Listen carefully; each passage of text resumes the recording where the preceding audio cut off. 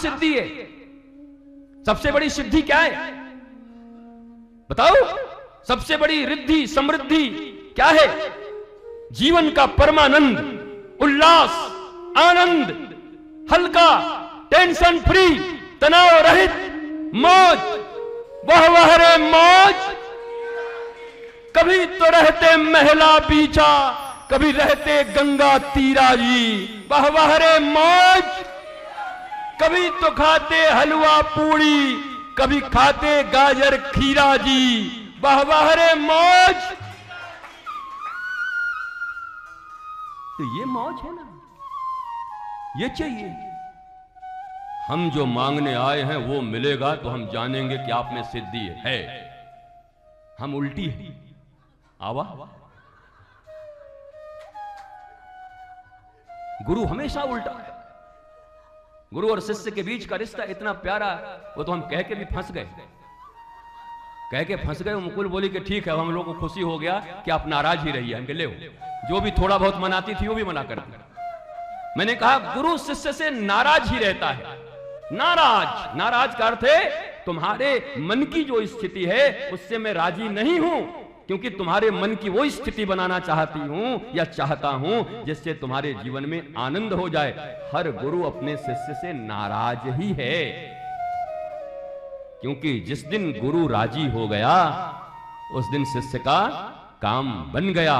लेकिन शिष्य अगर स्वयं को सद्गुरु घोषित कर दिया, आपने कभी हनुमान जी को जीवन में नहीं सुना होगा, कभी जिंदगी में नहीं सुना होगा। भगवान ने सैकड़ों बार, लाखों बार, करोड़ों बार उनको कहा, भरत भाई कपिते उरिन हम नाही, ऐ लक्ष्मण हम इनका क्या चुकता चुकाएंगे। भगवान के जीवन में अगर मनुष्य के रूप में देखोगे तो दो बड़े संकट आए थे। एक तो रात पत्नी चली गई, जनक जी को जवाब देना मुश्किल होता, अरे क्या गए थे, पत्नी को चोरी करा दिया, हमारी बिटिया का चोरी करवा दिया। और दूसरा, जब लक्ष्मण जी को शक्ति बाण लगी, भगवान राम मनुष्य के रूप में लिखते हैं उस दिन कि मेरे हृदय कांप गए कि मैं वापस जाऊंगा तो क्या जवाब दूंगा। सीता खो दिया और आज भाई भी खो रहा हूं। और तब कौन याद आ रहा है उनको? तब कौन याद आ रहा है? वो प्रपन्न शरणागत लोग याद नहीं आ रहे हैं ठाकुर जी को। ठाकुर जी ने एक बार सिर्फ ऐसे देखा, ऐ प्रपन्न मेरे हनुमान जा। और हनुमान जी वो हैं जो दवाई तो छोड़ो, पूरा दवाई दुकान उठा के ले आए कि महाराज पता नहीं कौन सी दवाई लग जाए, सब ले आए हैं। ठाकुर कीमती गर्दिश, प्रपन्नता जीवन में उनकी प्रपन्नता है। बात बन जाएगी, मैं सत्य कहता हूं। अपनी जिद पर मत अड़ो। मैं आज कुछ बोलने आया था, मैं कुछ बहका हूं, कुछ बोल नहीं पा रहा हूं, पर मुझे लगता है इससे बेस्ट तुम्हारे लिए कुछ नहीं हो सकता। मैं धारा प्रवाह बोलूंगा, मैं राष्ट्र के ऊपर बोलूंगा, मैं तुम्हारी जिंदगी के ऊपर बोलूंगा, मैं किसी एक विषय पर भी धारा प्रवाह बोलूंगा, तुम बाग बाग हो जाओगे, तालियां बजाओगे। पर आज मैं बहका हूं। बहका इसलिए हूं कि वास्तव में जब विदाई का दिन होता है, बाबुल की दुआएं लेती जा। मुझे भी जब मैं कहीं जाता हूं, मुझे लगता है जिनके साथ मेरे इतने प्राचीन संबंध हैं, सारे बच्चे मेरे अपने हैं, तो लगता है कौन सा ऐसा मोती दे दूं, कौन सा ऐसा ट्रिक दे दूं, कौन सा ऐसा सूत्र दे दूं कि काम बन जाए।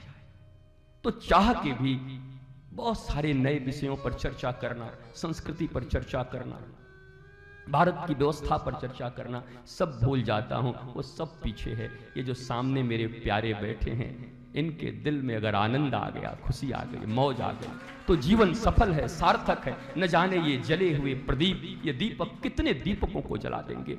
इसलिए व्यासपीठ पर बैठने के बाद हर कोई बहक जाता है, और मैं देखता ही नहीं कि इसके सिवा कोई दूसरा मार्ग है। किसी नरेंद्र को विवेकानंद बनने के लिए रामकृष्ण की जरूरत पड़ती ही है।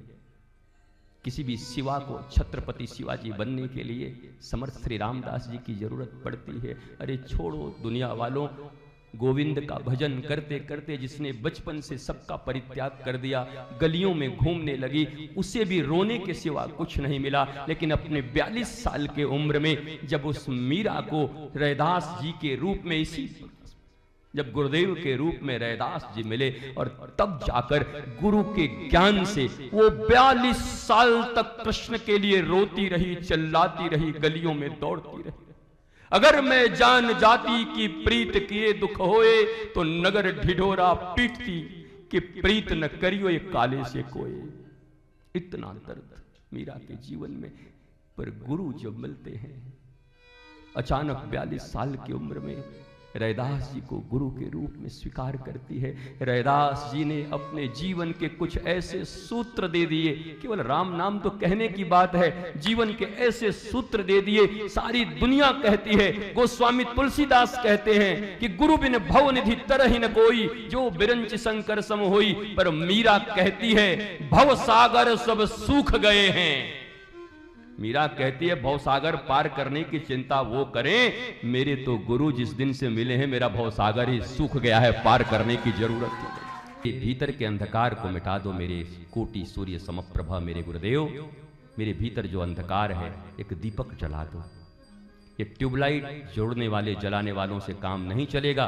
बाकी ये इंजीनियर, ये सारे लोग कोई जा जाके ट्यूबलाइट जला रहे हैं, करंट बना रहे हैं, पर गुरु किसको कहते हैं? जो तुम्हारे भीतर का दीपक जला दे और उस दीपक से लाखों करोड़ों दीपक तुम जाके जला दो। ये दीप जलाने वाले, प्रकाश ज्ञान दीप, ज्ञान प्रदीप, आत्मदीप जलाने वाले हैं। तुम्हारी मांग अगर सही नहीं होगी तो तुम धोखा ही खा के जाओगे। इसलिए it's totally depend upon you.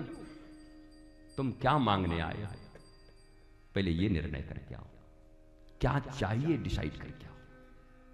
और एक सच्चा सदगुरु तुम्हें पक्का यह आश्वासन देता है कि तुम्हारी गलत मांगों को सुनकर भी रख तो लेगा तुमको अपने पास, पर उसका प्रयत्न कुछ और चलता रहेगा।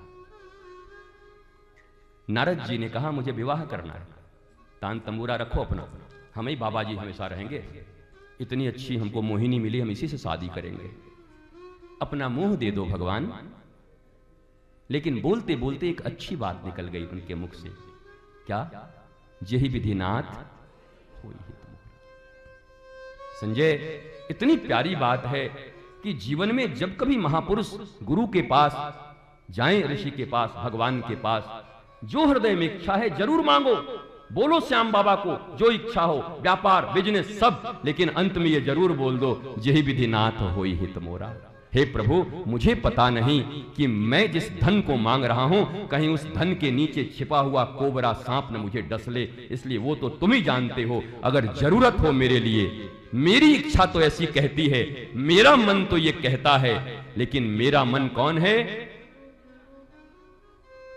मेरा मन मंथरा नंबर 1। इस दुनिया में अगर सबसे बड़ा मंथरा कोई है तो कौन है? हमारा अपना मन है। इसलिए प्रभु, हम मनोकामना करने नहीं आए हैं, बल्कि मैं अपनी शुभ कामना के लिए आया हूं। मेरे लिए जो शुभ हो वो कर देना, मेरे मन के अनुसार मत करना, यही गुरु के द्वार पर जाकर कहना होता है। तुम तो मनोकामना पूर्ण करवाने आते हो, इसलिए लड़ाई कर लेते हो, झगड़े कर लेते हो, गालियां दे के चले जाते हो, सदगुरुदेव भगवान की जय कह के फिर मुर्दाबाद करने लगते हो जाके बाहर में।